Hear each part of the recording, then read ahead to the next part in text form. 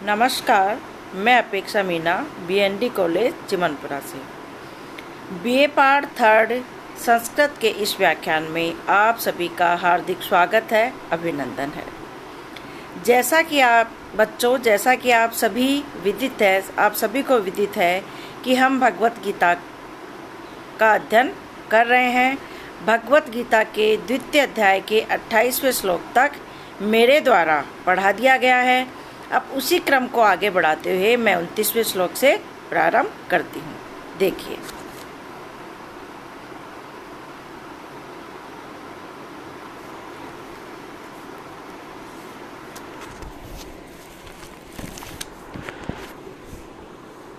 आश्रयवत् पश्यति कश्चिदेनम् आश्रयवत् वदति तथैव च अन्यः आश्रयवत् चैव अन्यः शृणोति श्रुत्वा अपि एनं वेद नैश्चैव कश्चित्। आश्रयवत् पश्यति कश्चिदेन आश्रयवत् वदति तथैव च अन्यः आश्रयवत् चैव अन्यः शृणोति श्रुत्वा अपि एनं वेद न चैव कश्चित्। 28वें श्लोक तक हमने पढ़ाया था।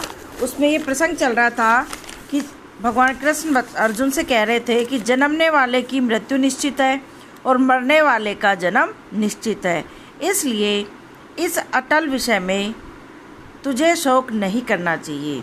आत्मा अमर है और शरीर नश्वर होता है, अतः इस नश्वर शरीर के विषय में चिंता नहीं करनी चाहिए।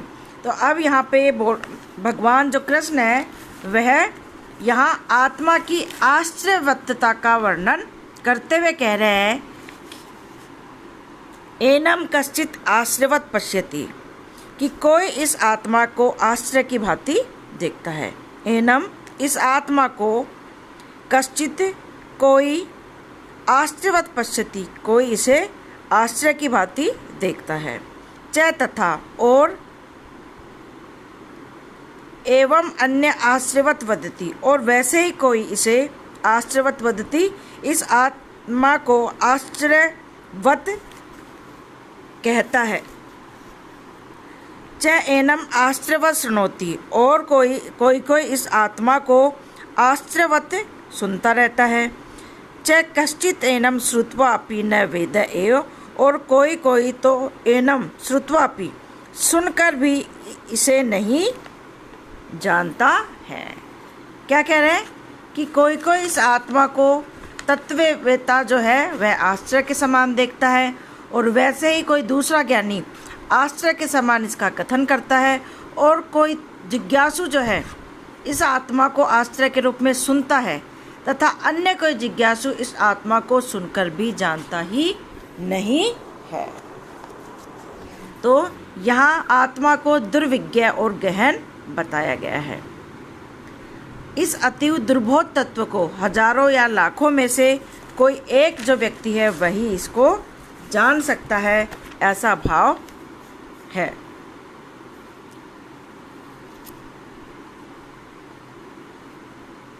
अगला देखिए,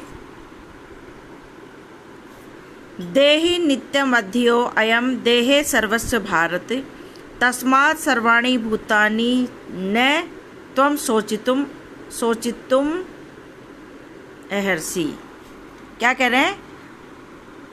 देहि नित्यम अवध्यो अयम देहे सर्वस्य भारत तस्मात् सर्वाणि भूतानि न त्वं सोचितुम अर्हसि। अब यहाँ पर इससे पहले वाले में क्या बताया कि आत्मा को है तत्ववेता जो है ज्ञानी व्यक्ति है, कोई आश्रय के समान देखता है, कोई आश्रय के समान सुनता है, कोई आश्रय के समान इसका कथन करता है, और कोई सुनकर भी इसको जान नहीं पाता है। अब यहाँ पे आत्मा के संबंध में इतना विवेचन करने के पश्चात अब श्री कृष्ण उपयुक्त श्लोक में उपसंहार के रूप में, सार रूप में कहते हैं कि भारत, हे भरतवंश में उत्पन्न होने वाले अर्जुन, सर्वस्य देहे अयम देहि नित्यम, सभी के शरीरों में, सर्वस्य देहे सभी के शरीरों में, अयम देहि नित्यम यह जो आत्मा है वह नित्य ही अवध्य वध के अयोग्य है। हे भरतवर्षी अर्जुन, सभी के शरीरों में यह आत्मा नित्य ही वध के अयोग्य है। तस्मात् इसलिए सर्वाणि भूतानि त्वं शोचितुं न अर्हसि। इसलिए सर्वाणि भूतानि समस्त प्राणियों के लिए त्वं शोचितुं न अर्हसि, इसलिए तुम शोक करने के योग्य नहीं हो। क्या कह रहे हैं यहाँ पे कि हे अर्जुन, सभी के शरीरों में यह जो आत्मा है नित्य ही वध के अयोग्य है, इसलिए समस्त प्राणियों के लिए तुम शोक करने के योग्य नहीं हो। यहाँ पे इस पद्य में आत्मस्वरूप का निश्चित सिद्धांत प्रतिपादित किया गया है, जिसमें अर्जुन को स्पष्ट रूप से बताया गया है कि तुमको भीष्म पितामह तथा द्रोणाचार्य के लिए नहीं, अपितु किसी भी प्राणी के लिए दुख नहीं करना चाहिए, क्योंकि वास्तव में आत्मा अवयव रहित है, नित्य है, और इस कारण से किसी के द्वारा भी आत्मा को मारा नहीं जा सकता है। यहाँ पे भगवान ने भाव दिखलाया है कि समस्त प्राणियों के जितने भी शरीर हैं, उन समस्त शरीरों में एक ही आत्मा है। शरीरों के भेद से अज्ञान के कारण आत्मा में भेद प्रतीत होता है, वास्तव में आत्मा में कोई भेद नहीं है, और वह आत्मा सदा ही समस्त शरीरों में ही अवध्य है, वध करने के योग्य नहीं है। उसका कभी किसी भी साधन से कोई नाश नहीं कर सकता है। अगला देखिए, सर्वधर्मम अपि च अवेक्ष्य न विकम्पितुम अर्हसि, धर्मयादि युद्धात् श्रेयो अन्यत्र क्षत्रियस्य न विद्यते। अब तक श्री कृष्ण ने अर्जुन को यह समझाया कि आत्म अवबोध से तुम्हारे लिए शोक करना किसी भी प्रकार से उचित नहीं है। अब यहाँ पे वे बता रहे हैं कि अपने धर्म के पालन की दृष्टि से भी हे अर्जुन, तुम्हें दुख नहीं करना चाहिए। देखिए, च सर्वधर्मम अवेक्ष्य अपि च, और भी स्वधर्मम अपने धर्म अपने कर्तव्य को देखकर भी, अवेक्ष्य देखकर भी, अपने धर्म को देखकर भी, विकम्पितुम न अर्हसि, तुम्हारा युद्ध के लिए, विकम्पितुम कंपित होना या भयभीत होना, न अर्हसि किसी भी प्रकार से उचित नहीं है। हे अर्जुन, स्वधर्मम अवेक्ष्य अपि, अपने धर्म को देखकर भी तुम्हारे लिए युद्ध से कंपायमान होना, युद्ध से भयभीत होना किसी भी प्रकार से उचित नहीं है ही, क्योंकि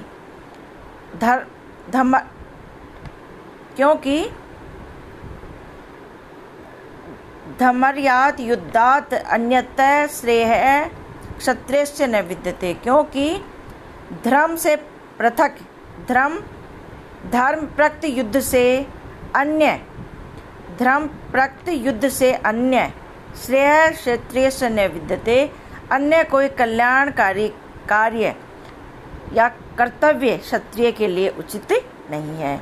हे अर्जुन, अपने धर्म को देखकर भी तुम्हारे लिए युद्ध से भयभीत होना, कंपायमान होना उचित नहीं है, क्योंकि धर्म प्रक्त युद्ध से अन्य कल्याणकारक कर्तव्य क्षत्रिय के लिए कोई भी नहीं है। यहाँ धर्म जो शब्द है उसका अर्थ क्या है? धर्म मतलब अक्ष, कर्तव्य। और ये बताया गया है कि माना है कि न आत्मा मरती है न शरीर रहता है, फिर भी क्या है अर्जुन, यह अर्जुन की शिष्टता होगी कि जिन गुरुजनों के चरण पूजने चाहिए उन्हीं के वह अपने हाथ से मस्तक छेदन करे। इसी बात का समाधान करते हुए यहाँ पे भगवान ने अर्जुन को अपना कर्तव्य बोध कराया है कि तुम्हें अपने धर्म को देखकर भी युद्ध से डरना या कंपित होना तुम्हारे लिए उचित नहीं है। धर्म प्रक्त युद्ध से अन्य कल्याणकारक कर्तव्य क्षत्रिय के लिए कुछ भी नहीं होता है। यहाँ पर भगवान कृष्ण अर्जुन को उसके वर्ण धर्म की ओर संकेत कर रहे हैं कि क्षत्रिय धर्म का जो तुम्हारा स्वाभाविक धर्म है युद्ध करना, तो तुम्हें युद्ध से विमुख नहीं होना चाहिए, क्योंकि क्षत्रिय का ये स्वाभाविक धर्म है। अगला देखिए,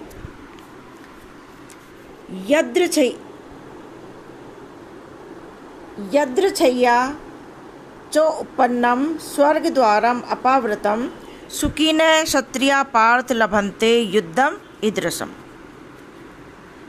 अब यहाँ पे कि महाभारत के युद्ध में भाग लेना अर्जुन के लिए किस प्रकार से कर्तव्य रूप में है, यहाँ पर इस पद्य में श्री कृष्ण के द्वारा प्रकट किया गया है। पार्थ है यहाँ पे पार्थ प्रथा पुत्र, तो यहाँ पे प्रथा कुंती को कहा गया, कुंती का नाम प्रथा था। तो कह रहे हैं, हे पार्थ, हे प्रथा पुत्र अर्जुन, यदृच्छया उपन्नम च अपावृतम, अपने यदृच्छया बिना मेहनत के हुई अपने आप प्राप्त हुए, तथा अपावृतम स्वर्ग द्वारम, और खुले हुए स्वर्ग द्वार रूप अपने आप ही प्राप्त हुए, कि अपने आप ही प्राप्त हुए और खुले हुए स्वर्ग द्वार रूप ईदृशम, इस प्रकार के युद्धम सुखिनः क्षत्रिया लभन्ते, इस प्रकार के युद्ध को तो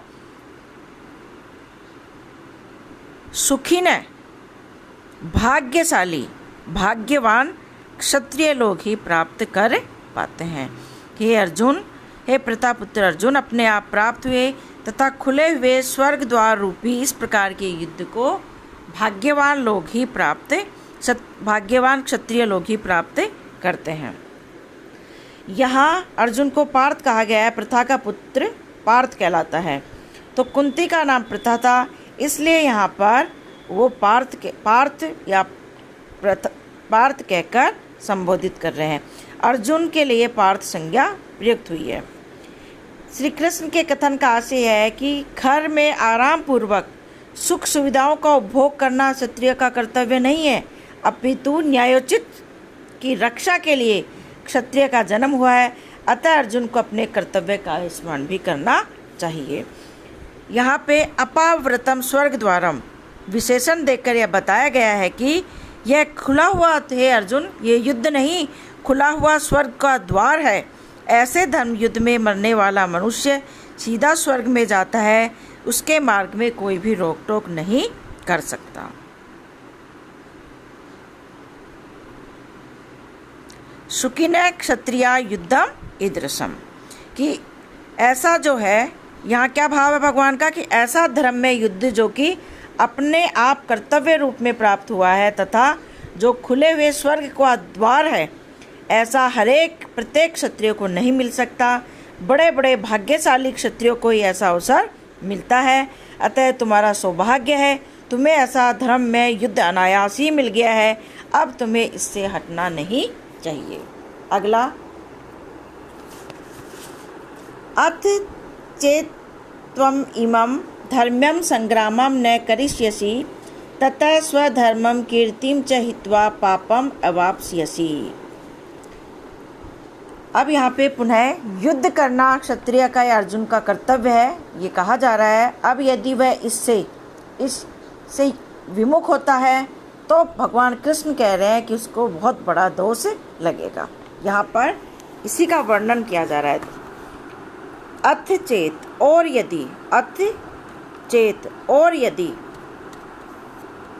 यदि त्वम इमं धर्म्यं संग्रामं न करिष्यसि, और यदि तुम इस धर्मम संग्रामम कर्तव्य रूपी धर्म रूपी युद्ध को न करिष्यसि नहीं करोगे, ततः तो स्वधर्मम च कीर्तिम हित्वा पापम अवाप्स्यसि, तो अपने धर्म और यश को नष्ट करके पाप को ही प्राप्त करोगे।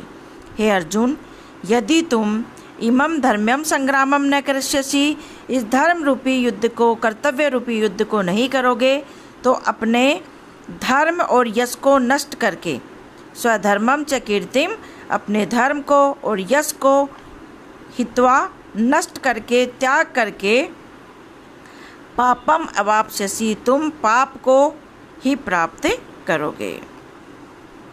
अर्थात तुम्हारा धर्म यदि तुम इस कर्तव्य रूपी धर्म रूपी युद्ध को नहीं करोगे तो अपने धर्म का और यश का नष्ट करके तुम पाप के भागी होगे।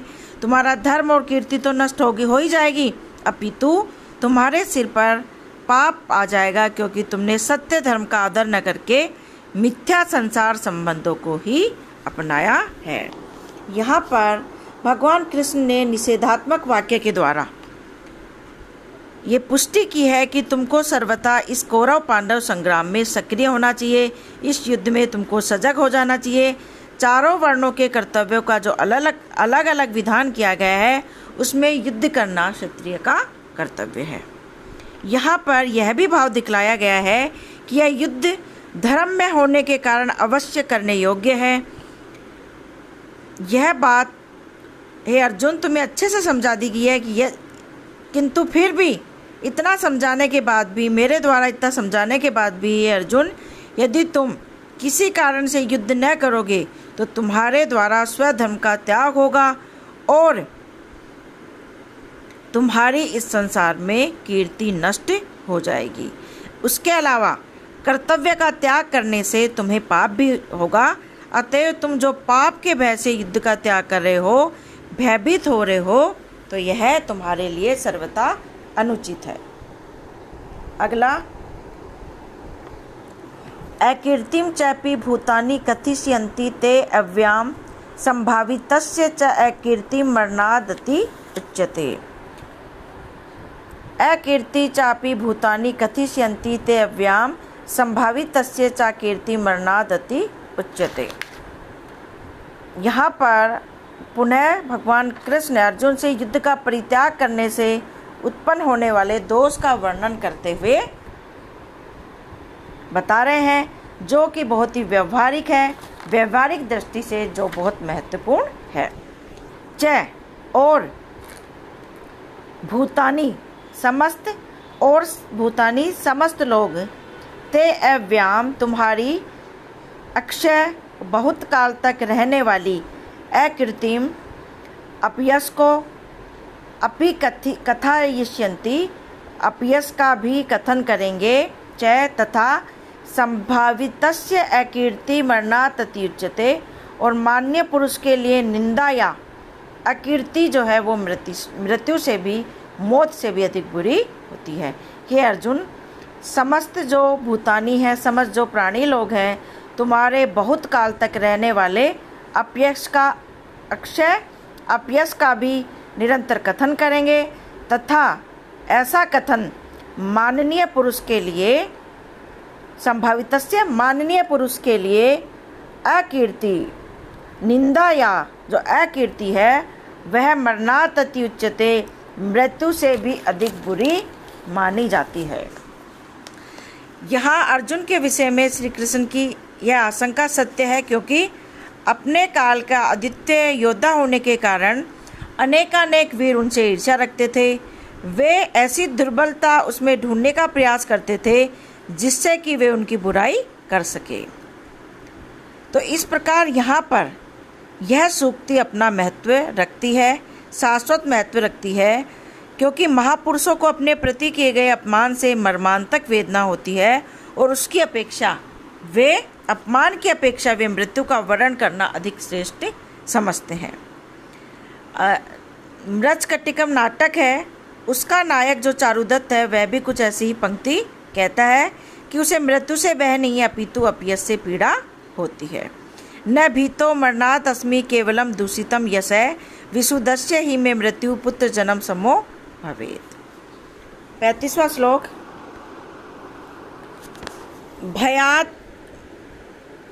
भयाद्रणा उप्रतं मंस्यन्ते त्वां महारथा येषां च त्वं बहुमतो भूत्वा यास्यसि लाघवम्। इस समय जो अर्जुन है, अर्जुन के युद्ध न करने पर भीष्म आदि वीरों के हृदय में, महारथी लोगों के हृदय में भी उसके प्रति कैसी प्रतिक्रिया होगी, वो उसके बारे में क्या सोचेंगे, यहाँ पर उसी बात का संकेत करते हुए भगवान श्री कृष्ण कह रहे हैं, हे अर्जुन, महारथा त्वाम भयात रणात उप्रतम मत्स्यन्ते, कि जितने भी महारथी लोग हैं, भीष्म पितामह है, द्रोणाचार्य, ये सारे महारथी लोग, हे अर्जुन तुम महारथी लोग भी त्वा भयात रणात प्रथम मत्स्यन्ते, कि तुम्हारे युद्ध न करने पर महारथी लोग भी तुझे भय के कारण युद्ध से निवृत्त हुआ ही मानेंगे। च येषां त्वं बहुमतः भूत्वा लाघवं यास्यसि, और जिनमें तू बहुमतः बहुमान्य होकर भी लाघवम तुच्छता को ही प्राप्त होगा। कि हे कृष्ण कह रहे हैं कि हे अर्जुन, तुम्हारे युद्ध न करने पर जितने भी महारथी लोग हैं वे तुझे भय के कारण युद्ध से निवृत्त हुआ मानेंगे, कि तुम भयभीत होकर युद्ध से भाग रहे हो ऐसा मानेंगे। और जिनमें तू बहुमान्य होकर अत्यधिक सम्मान के योग्य होकर भी लाघवम यास्यसि, तुम जो है तुच्छता को ही प्राप्त हो गए। महारथ या महारथी शब्द जो है एक ऐसे विशिष्ट वीर सेनानायक को कहा जाता है जिसके नियंत्रण में एक निश्चित संख्या के रथ वाले योद्धा विद्यमान हो।